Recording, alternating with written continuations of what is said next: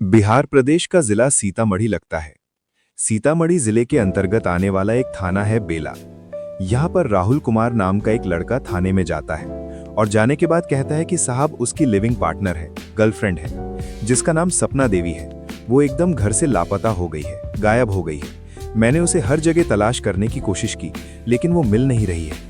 Police वालों ने पूरी बात सुनी और पूरी बात सुनने के बाद शुरू से लेकर आखिर तक उसकी कहानी सुनी और सुनने के बाद कहा कि भाई तुम्हारा मामला तो हमारे थाना क्षेत्र का है ही नहीं, इसलिए तुम्हें अपने गांव के पास जो थाना लगता है तुम्हें वहीं जाना चाहिए और वहीं जाने के बाद थाने में पूरी कहानी बतानी चाहिए। जैसे ही पुलिस वाले उस लड़के को ये बात समझाते हैं तो लड़का थोड़ा परेशान हो जाता है, सोचने में पड़ जाता है कि आखिरकार पुलिस ने उसे शायद टरका दिया है।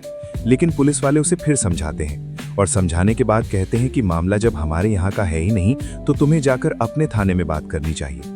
उस लड़के का जो गांव था वो लगभग यहाँ से 911 किलोमीटर दूर होता है। आखिरकार 1-2 दिन लग जाते हैं और वो 11 फरवरी 2026 को सीधा थाने पहुंच जाता है। उत्तर प्रदेश के जिला अलीगढ़ का दादो थाना लगता है। वहां जाता है और वो वहां जाने के बाद पूरी कहानी बताने लगता है कि साहब मेरी एक महिला मित्र है, यानी कि गर्लफ्रेंड है, और वो मेरी लिविंग पार्टनर है। वो अचानक से 6 फरवरी 2026 को लापता हो गई है, गायब हो गई है। जैसे ही पुलिस वालों ने उस लड़के को देखा, देखने के बाद कहा कि तुम्हारी तो कुछ शक्ल, तुम्हारा जो चेहरा है कुछ जाना पहचाना सा लग रहा है। ऐसा तो नहीं है कि तुम वो तो नहीं हो जो तुम अपनी सास को लेकर भाग गए थे? जैसा ये सुना जाता है, देखा जाता है, लड़का कहता है कि जी हाँ, मैं वही राहुल कुमार हूँ जो अपनी सास यानी कि सपना देवी के साथ प्रेम हो गया था और उसके बाद उसे लेकर भाग गया था। जब उसे पूछा जाता है कि तुम्हारी जो ये सास थी आखिरकार किसके साथ भागी होगी या किस साथ गई होगी, कहाँ गायब हुई होगी, तो वो कहता है कि साहब मुझे पूरा भरोसा है वो अपने बहन के पति यानी कि बहनोई के साथ भाग गई है। जैसे ही उस लड़के ने ये बात कही, ये बात फिर सोशल मीडिया के माध्यम से इतनी तेजी के साथ वायरल होने लगती है कि लोगों को बड़ा आश्चर्य हो रहा था कि अब से 10 महीने पहले जो महिला अपने दामाद के साथ भाग गई, वो 10 महीने के बाद अपने बहनोई के साथ कैसे भाग सकती है। क्या है ये पूरी कहानी, इस कहानी के माध्यम से समझते हैं। नमस्कार, मैं कुलदीप। उत्तर प्रदेश के जिला अलीगढ़ का थाना मंडराग लगता है और मंडराग थाना क्षेत्र का एक गांव लगता है मनोहर कायस्थ। यहाँ का रहने वाला एक व्यक्ति जिसका नाम जीतू उर्फ जितेंद्र होता है, जिसकी उम्र लगभग 40 साल के आसपास होती है। उसकी पत्नी का नाम अपना देवी, जिसकी उम्र लगभग 38 साल के आसपास होती है। उसकी एक बेटी है जिसकी उम्र लगभग 17 साल के आसपास और 2 बेटे होते हैं। दोनों बेटे छोटे होते हैं। वो बेटी के लिए एक दामाद की तलाश में थे और आखिरकार उनके दामाद की तलाश तब खत्म होती है जब उनके ही जिले यानी कि अलीगढ़ का ही थाना दादो लगता है। यहाँ का गांव लगता है नंगला मछरिया। यहाँ का रहने वाला एक लड़का जिसका नाम राहुल कुमार होता है, 21 वर्ष जिसकी उम्र होती है। अक्टूबर 2024 में उनकी तलाश तब पूरी हो जाती है जब उन्हें राहुल मिल जाता है। आखिरकार राहुल के घर आना जाना शुरू होता है और धीरे धीरे वक्त आगे बढ़ रहा था। ये तारीख आती है 1 मार्च 2025 की। आखिरकार जो लड़की वाले होते हैं उन्हें ये पता चलता है कि जो होने वाला दामाद है जिसका नाम राहुल है वो बीमार है कई दिनों से और वो आराम से चारपाई पर पड़ा हुआ है। तभी वो जो महिला होती है अपना देवी, वो अपने पति यानी कि जितेंद्र उर्फ जीतू से कहती है, जो कि कर्नाटक की राजधानी बैंगलोर के आसपास के गांव में शहरों में वो फेरी लगाकर कपड़े बेचा करता था। वो अपने पति से बोलती है कि दामाद जी की थोड़ी तबीयत खराब हो रही है, अगर आपको कोई ऐतराज ना हो तो जाकर क्या मैं अपने दामाद जी को देख कर आ जाऊं। जैसे ही उसके पति ने ये बात सुनी, उसने कहा कि नहीं, इस बीच में तो तुम्हें जाना ही चाहिए, क्योंकि अभी हमारा उनसे रिश्ता लगा है और अगर हम उनका ख्याल नहीं रखेंगे तो फिर कौन ख्याल रखेगा। आखिरकार अपना देवी 1 मार्च 2025 को वहां पहुंच जाती है और जाने के बाद उसने तय कर लिया था कि वो सुबह को जाएगी और शाम को वापस लौट कर आ जाएगी। लेकिन जैसे ही लौटकर वापस आने वाली बात थी, तभी दामाद कहने लगता है कि सासू माँ, अगर आपको ऐतराज ना हो तो आज रात यहीं रुक जाओ। दोनों बातचीत कर रहे थे और बातचीत करते करते दोनों एक दूसरे के कब करीब आ जाते हैं पता ही नहीं चलता है और दोनों एक ही बिस्तर में, ऐसा बताया जाता है कि सो जाते हैं। ये उनकी पहली मुलाकात थी जो बहुत ज्यादा नजदीक आ जाते हैं, एक दूसरे के साथ शारीरिक संबंध बन जाते हैं और ये फिर तारीख 1, 2, 3, 4, 5 लगभग 5 दिनों तक वो महिला अपने दामाद के घर पे ही रुकती है। घर वालों को इस बात की बिल्कुल भी भनक नहीं लगती, अंदाजा नहीं हो पाता है कि आखिरकार ये दोनों इतना एक दूसरे के साथ क्यों हैं, क्योंकि कोई भी इस रिश्ते को लेकर ऐतराज नहीं कर सकता। इन दामाद और सास का जो रिश्ता होता है वो माँ और बेटी की तरह होता है। किसी ने इस पर कोई शक नहीं किया और 5 दिन तक वो महिला रुकती है। ना ही पति शक करता है, ना ही उसकी बेटी कोई शक करती है। आराम से वो आ जाते हैं और आने के बाद 1 महीना यूं ही गुजर जाता है। 2 अप्रैल 2025 की तारीख आती है और 2 अप्रैल 2025 को आखिरकार ये तय किया जाता है, यानी कि रोका किया जाता है। और ये इसी रोके के अंतर्गत ये तय होता है कि कब बारात आनी है, और ये बारात की तारीख आती है 16 अप्रैल 2025। और ये तय होता है कि गांव में ही बारात आएगी, गांव में ही पूरी की पूरी तैयारी होगी, यहीं पर टेंट लगेगा। अब जब लड़के वालों को ये खबर लग जाती है तो लड़के वाले अपने तैयारी में जुट जाते हैं। उधर वो कार्ड छपवा रहे थे, जो उन्हें देना था, लेना था, या जो भी औपचारिकताएं होती हैं किसी शादी समारोह की, वो सारी शादी समारोह की औपचारिकताएं पूरी कर रहे थे। इधर लड़की वाले जो होते हैं वो भी अपनी शादी को लेकर, अपनी बेटी की शादी को लेकर सारी औपचारिकताएं पूरी करने में लगे हुए थे। शादी का कार्ड बंटवाना हो या टेंट लगवाना हो, या फिर शादी में क्या क्या खाना बनेगा, किस हलवाई से खाना बनेगा, क्या क्या उसमें गिफ्ट में देना है, इस तरह की जो पूरी तैयारी थी, लड़की वाले अपनी तैयारी में लग जाते हैं। लेकिन इसी बीच में जब जब जीतू अपनी पत्नी अपना देवी से बात करने की कोशिश करता था तो उसका फोन हमेशा ही इंगेज होता था, यानी कि फोन बिजी आया करता था। बताने वाले बताते हैं कि 24 घंटे में करीब करीब 14 से 15 घंटे वो अपने दामाद से बातें किया करती थी, और अभी तक किसी को इस बात का एहसास भी नहीं था कि इन दोनों के बीच में फिजिकल रिलेशन भी बन चुके हैं। दोनों बहुत ज्यादा करीब आ चुके हैं और दोनों की बातचीत फोन पर बहुत ज्यादा होती है। इसी बात को देखते हुए जब आगे थोड़ा वक्त बढ़ रहा था और जैसे जैसे शादी के दिन नजदीक आ रहे थे, तारीख आती है 6 अप्रैल 2025। ये शाम के लगभग 3-4 बजे के आसपास का वक्त हो रहा था। जीतू भी अपने काम से वापस गांव में ही आ जाता है। वो शादी की पूरी तैयारी में जुटा हुआ था। इसी बीच में अपना देवी कहती है कि तुम्हें एक काम करना चाहिए, मेरी बहन के घर जाओ और वहां जाकर कार्ड देकर आओ, और साथ ही जो बचे हुए कार्ड हैं उन कार्डों को भी देकर आ जाओ, बांट कर आ जाओ। जैसे ही अपना देवी अपने पति से ये बात कहती है तो पति कार्ड बांटने के लिए चला जाता है, और यहाँ से वो बेटी से बोलती है, अपना देवी अपनी बेटी जिसका नाम शिवानी होता है, कि बेटा मैं खरीदारी करने के लिए बाजार जा रही हूँ, थोड़ा मुझे टाइम लग सकता है। रात के लगभग 8:30 बजे के आसपास का वक्त हो चुका था, लेकिन इस बीच में कोई संपर्क नहीं हो पा रहा है, ना ही वो घर पर लौट कर आई है। तभी पति आता है और पति पूछता है कि बेटा तुम्हारी माँ कहाँ है। तो ये जो शिवानी जिससे राहुल की शादी होने वाली थी, वो कहती है कि मुझे तो ये बाजार कह के गई थी, लेकिन अभी तक वापस लौट कर नहीं आई है। जैसे ही फोन मिलाते हैं तो फोन मिलता जरूर था, लेकिन फोन पर घंटी जा रही है और वो रिसीव नहीं हो रहा था। पति थोड़ा परेशान हो जाता है और देखते देखते रात के जब 10:30 बज जाते हैं, इसी बीच में आखिरकार फोन उठ जाता है। और जैसे ही फोन उठता है तो फोन उठाने वाला कोई और नहीं होता बल्कि राहुल कुमार ही होता है।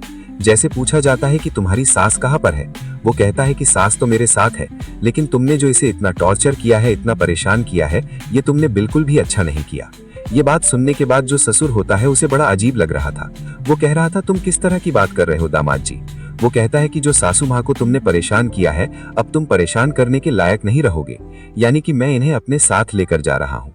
जैसे ये बात आती है, आखिरकार जीतू बहुत ज्यादा परेशान हो जाता है, सोचने पर मजबूर हो जाता है, अब उससे बातचीत करें तो कैसे करें। देखते देखते उसका नंबर भी बंद हो जाता है, और जैसे ही उसका नंबर बंद होता है तो वो ये नहीं समझ पा रहा था कि मैं क्या करूं। तभी थाने जाता है, और थाने जाने के बाद कहता है कि साहब, जो मेरा होने वाला दामाद है वो मेरी पत्नी यानी कि अपना देवी को लेकर फरार हो गया है, भाग गया है। और पुलिस ने एक तहरीर ली और तहरीर के आधार पर इस मामले में जांच पड़ताल करना शुरू कर दिया। ये पता करने की कोशिश की कि आखिरकार अपना देवी और राहुल कुमार हैं कहां पर। देखते ही देखते ये खबर उन दिनों सोशल मीडिया के अलग अलग प्लेटफॉर्म पर बहुत तेजी के साथ वायरल हो जाती है। घर घर में इस बात की चर्चा होनी शुरू हो जाती है कि एक होने वाले दामाद के साथ सास आखिरकार कैसे भाग सकती है। जहां देखो वहां हर जगह यही चर्चा हो रही थी। डे बाय डे ये बात सोशल मीडिया पर बहुत ज्यादा वायरल हो रही थी। तो इसी बीच में लगभग 15 अप्रैल 2025 को जो ये सास और होने वाला जो दामाद था राहुल कुमार, आखिरकार अपना जो नंबर ऑन करता है। नंबर ऑन करने के बाद ये पता चलता है कि सोशल मीडिया पर खबर बहुत तेजी के साथ वायरल हो रही है, तैर रही है।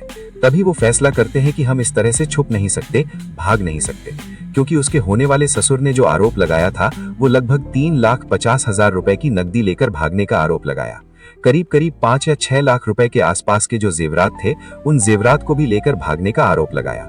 दोनों ही सीधा दादो थाने पहुंचते हैं, और दादो थाने पहुंचने के बाद वो पुलिस के सामने पेश होते हैं और कहते हैं कि ना तो हम कोई पैसे लेके यहाँ से भागे हैं और ना ही हम यहाँ से कोई जेवरात ले भागे हैं। हम पर जितने भी इल्जाम लगाए गए हैं वो सिर्फ बेबुनियाद इल्जाम है।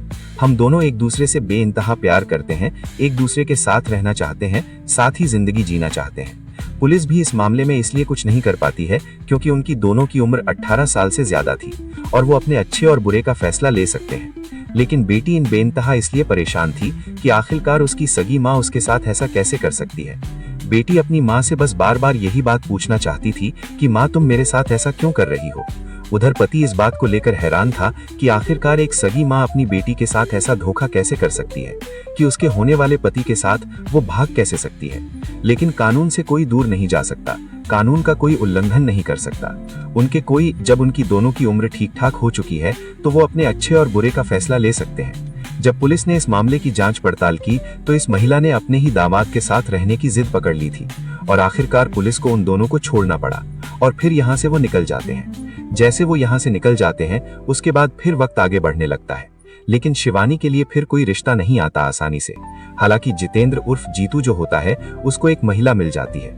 बताया ये जाता है कि वो उस महिला से शादी कर लेता है। बच्चे जो छोटे थे वो अभी 1 साल पूरा नहीं हुआ है, यानी कि 10 महीने के आसपास हुए हैं। शिवानी की शादी नहीं होती है, लेकिन उसके जो पिता हैं वो जरूर दूसरी शादी कर लेते हैं। उधर सास और दामाद ये कहाँ हैं कहाँ नहीं है, इस बात की भी कोई किसी को भनक नहीं थी, क्योंकि जो राहुल होता है, राहुल के परिवार वाले ने इस राहुल से पूरी तरह से रिश्ता खत्म कर लिया था। हर जगह जहां देखो वहां राहुल की और उसकी साथ होने वाली सास थी, जिसका नाम अपना देवी होता है, उसी की चर्चाएं हो रही थी। परिवार वालों ने रिश्ता तोड़ लिया था। आखिरकार इनके बारे में बताया जाता है कि ये यहां से कहीं दूर गुजरात की तरफ निकल गए हैं, लेकिन ये गुजरात की तरफ नहीं थे, बल्कि बिहार प्रदेश के जिला सीतामढ़ी का थाना बेला लगता है और बेला थाना क्षेत्र का गांव लगता है उसना। ये उस इलाके में रह रहे थे और ठीक ठाक रह रहे थे। लेकिन इसी बीच में 6 फरवरी 2026 को अपना देवी अचानक से गायब हो जाती है और जैसी सपना देवी गायब होती है तो उसके बाद फिर दामाद उसे ढूंढने लगता है। उसने फिर अपनी तरफ से कोशिश की पता करने की, तो ये पता चलता है कि अपना देवी अपने ही बहनोई के साथ फरार हो जाती है, भाग जाती है।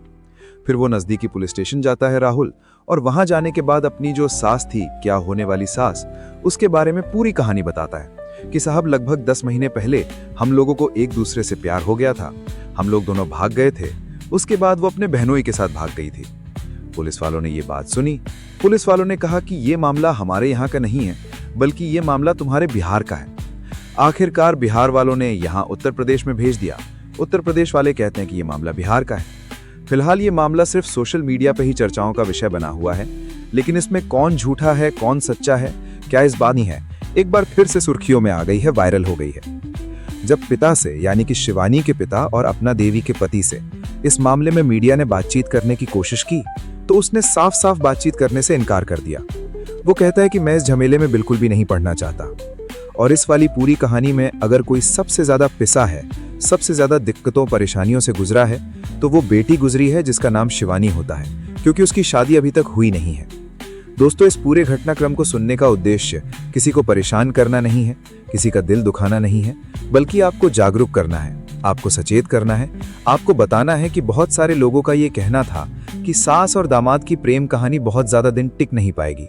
वाकई लोगों का जो अंदाजा था वो बिल्कुल सही निकला, सच निकला, क्योंकि इन दोनों की प्रेम कहानी महज 10 महीने ही टिक पाई। सास की उम्र थोड़ी ज्यादा भी है, दामाद की उम्र कम है उसके मुकाबले, और उन दोनों में काफी अंतर भी है। और उसके बावजूद भी आखिरकार जो सास है उसको अपने ही बहनोई से कैसे लगाव हो जाता है, इस बात का पता नहीं चलता। लेकिन सास साफ इनकार कर रही है कि उसका अपने बहनोई से कोई भी लगाव नहीं है। वो अपनी शर्तों के हिसाब से जीना चाहती है, लेकिन वो उस राहुल के साथ रहना नहीं चाहती। जाते जाते मथुरा से हंसिका राजपूत, गाजियाबाद से संजू गुप्ता, दुर्गेश चौहान, उत्तर कुमार मिश्रा, कन्नौज से। आप सब लोग अपना ख्याल रखें, सुरक्षित रहें। जय हिंद, जय भारत।